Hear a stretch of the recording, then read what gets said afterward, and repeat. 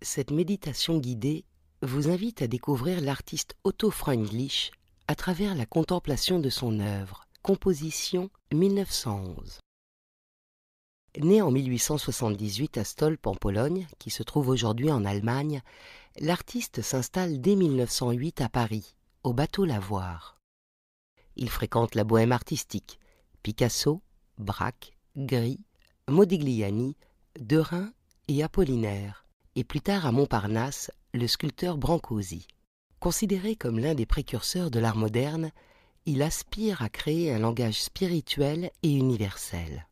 Avant de commencer le voyage dans l'univers de l'artiste, assis confortablement sur votre chaise face à l'œuvre, respirez tranquillement et ressentez dans votre souffle l'infiniment grand et l'infiniment petit. Ancrez vos pieds bien au sol et détendez-vous. Relâchez peu à peu vos tensions en y portant une intention et en laissant votre respiration défroisser les zones tendues. Revenez maintenant au tableau. En premier lieu, contemplez-le, sans chercher à le comprendre. Imprégnez-vous simplement de lui. Prenez le temps. Pour cela, regardez-le comme si vous contempliez un paysage.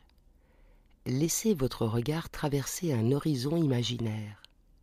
Ne saisissez aucun élément.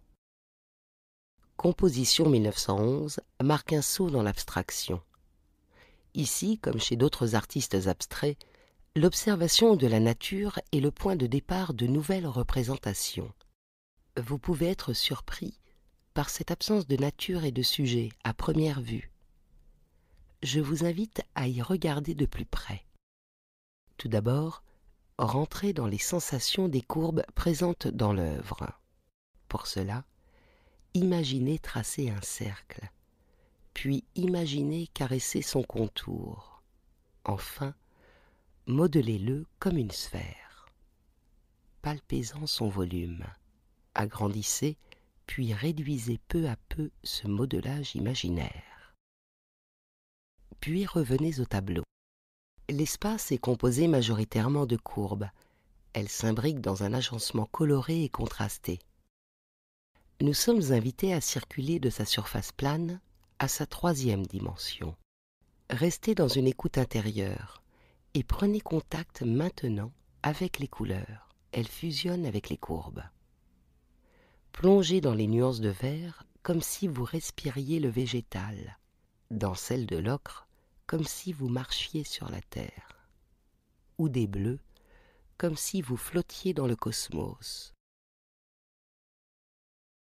Parcourez ces effets colorés comme si vous déambuliez dans la nature. Pour l'artiste, en effet, l'homme qui se promène dans un paysage n'a pas d'effort à fournir. Il est en contact immédiat avec la beauté de la nature. Retrouvez cette simplicité en laissant venir à vous toutes vos sensations. Cette peinture ne nécessite aucune initiation, aucune référence. Freundlich s'adresse à nous dans un langage intuitif. Osez lâcher votre mental et percevez maintenant les passages subtils et colorés qui communiquent entre eux, qui respirent. Dans ces passages, ouvrez les cloisons de votre esprit. L'artiste s'adresse directement à lui. Fond et forme s'harmonisent naturellement. Ressentez-vous maintenant cet espace. Tout en fermant les yeux, contactez cette présence végétale, de la terre, mais aussi du cosmos, et ouvrez cette unité avec le tout. Imaginez caresser l'œuvre, sa matière, sa densité.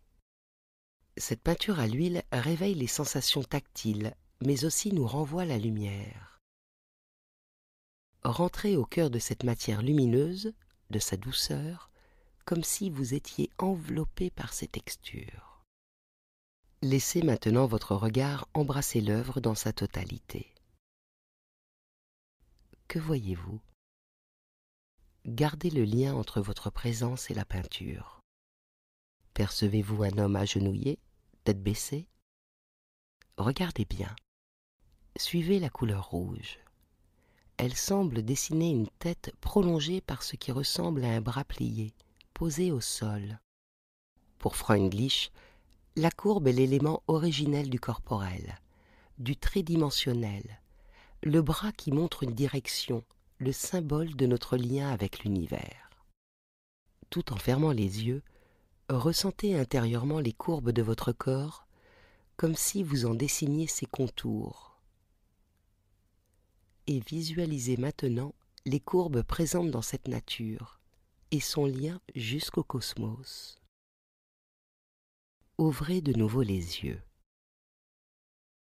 L'artiste nous transmet à travers son œuvre sa foi d'une société qui serait une communauté, dans laquelle la nature et les hommes seraient réconciliés comme les hommes entre eux. Il gardera jusqu'à la fin de sa vie cette vision puissante d'une communion spirituelle et universelle. Pourtant, il meurt assassiné au camp d'extermination de Sobibor en Pologne le 4 mars 1943. Une dernière fois avant de nous quitter, fermez les yeux. Visualisez maintenant l'œuvre à l'intérieur de vous. Imprégnez-vous de la globalité qu'elle vous offre. Osez ressentir cette communion chère à l'artiste et cette paix souveraine dans toutes vos cellules. Nous nous trouvons toujours devant le tableau, mais nous sommes toujours dans la nature. Il nous faut toujours faire un pont entre nous et le tableau, mais le pont entre nous et la nature est fait par notre existence, écrira-t-il en 1938. Merci d'avoir pris ce temps pour découvrir cette œuvre d'Otto Freundlich qui se trouve dans les collections permanentes du Musée d'Art moderne de Paris. Retrouvez-nous au cœur de la contemplation pour nos séances in situ de bien-être avec le Wu Tao. En attendant, d'autres audios sur des œuvres et des collections du musée sont disponibles en ligne. Voix guidance, Ingrid Lefrançois.